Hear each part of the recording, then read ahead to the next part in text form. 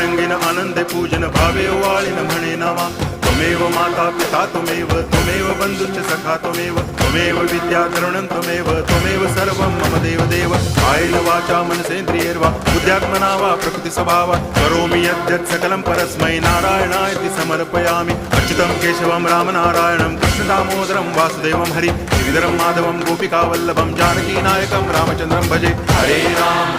Ram